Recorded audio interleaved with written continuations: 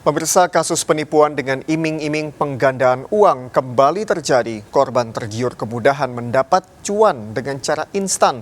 Kasus seperti ini sudah seringkali terjadi, namun mengapa masih banyak warga menjadi korban? Berikut liputan tim Delik RCTI.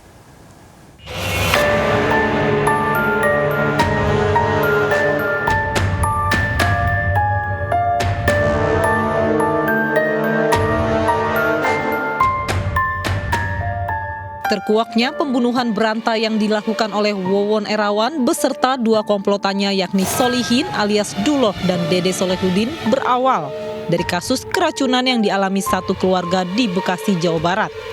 Dari pengembangan polisi, akhirnya kasus mengarah pada adanya praktik penggandaan uang yang berujung pembunuhan sadis. Parahnya, korban terbanyak justru masih memiliki pertalian darah dengan Wawon.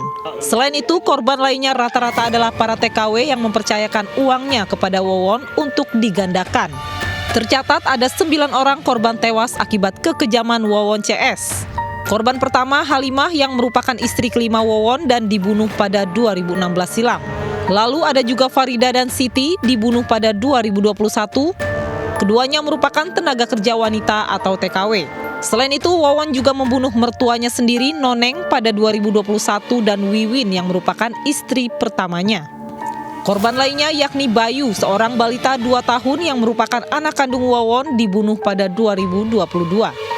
Selanjutnya, korban kesadisan Wawon CS lainnya yakni Ai Maimunah yang merupakan istri ke-6 Wawon yang juga ibu dari Bayu.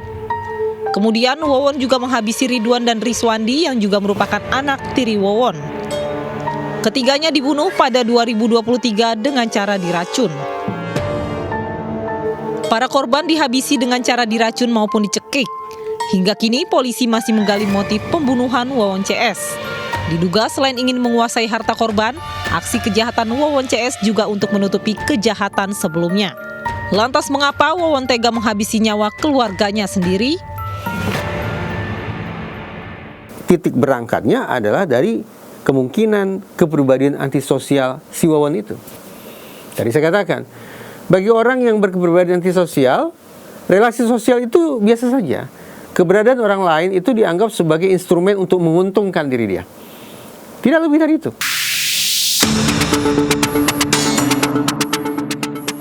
Sejak terbongkarnya kasus pembunuhan Wawon CS, tak sedikit korban Wawon yang melaporkan Wawon ke pihak berwajib. Hana, salah seorang korban Wawon, mengaku telah menyetorkan uang hasil bekerja sebagai TKW kepada Wawon karena tergiur iming-iming keuntungan besar. Yang dijanjikan, pokoknya apa yang diinginkan bisa terwujud. Teteh berapa invest?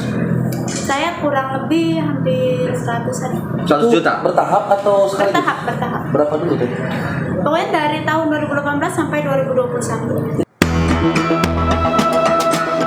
Hal yang sama juga dialami Aslem, seorang TKW yang juga menjadi korban penipuan penggandaan uang Wawon. Aslem mengetahui perihal Wawon bisa menggandakan uang melalui rekan sesama TKW-nya. Ketemunya dari Yeni di Dubai gitu. Ketemu dari Yeni aja di Dubai, kita sama-sama TKW. Kita kan nanya gitu Yeni tuh, kamu mau kayak gitu mana, mau nabung nggak gitu.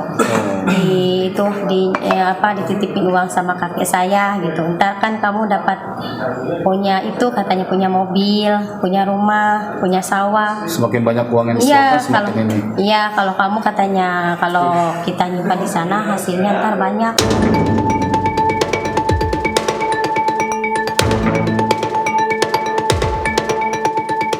Untuk mengetahui seluk-beluk TKP pembunuhan Wawon CS, tim Delik pun melakukan penelusuran ke Cianjur, Jawa Barat.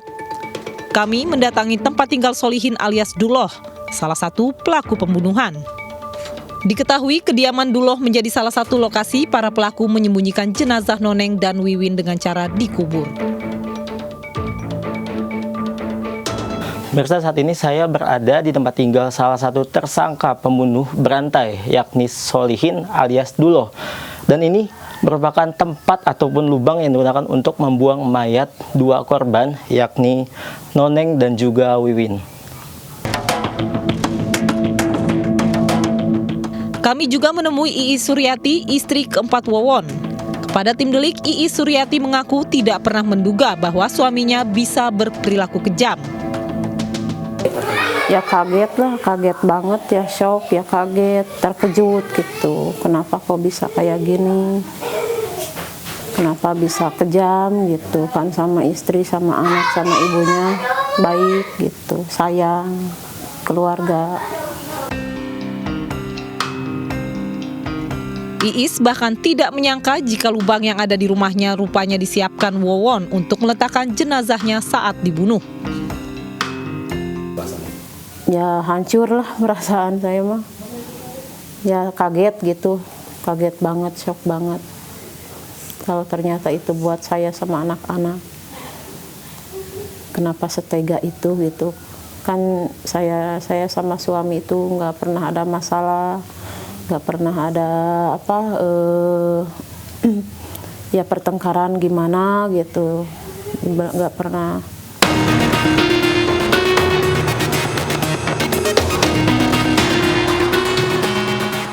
Tim delik juga menemui Ujang, korban pembunuhan Wowon CS yang berhasil selamat. Ujang sendiri merupakan tetangga Solihin alias Duloh. Ujang sempat meminum kopi yang telah diberi racun oleh Duloh. Kepala sakit pertama-tamanya, terus ke tangan, terus ke kaki, terus ini perut, kayak atas ke bawah gitu, ada perasaan gitu. Terus napas kayaknya udah di sini, ini udah nggak bisa ngap-ngap gitu kan. Aduh, dari situ saya sempoyongan masuk dulu kamar mandi, saya muntah di kamar mandi.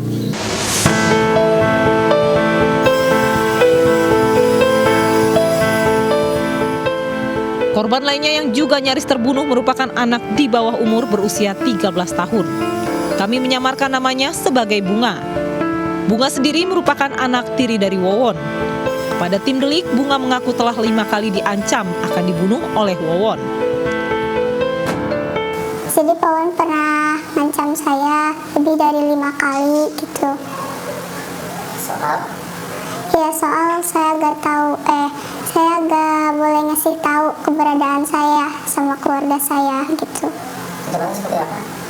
Ancamannya kalau saya bilang saya bakalan celaka gitu.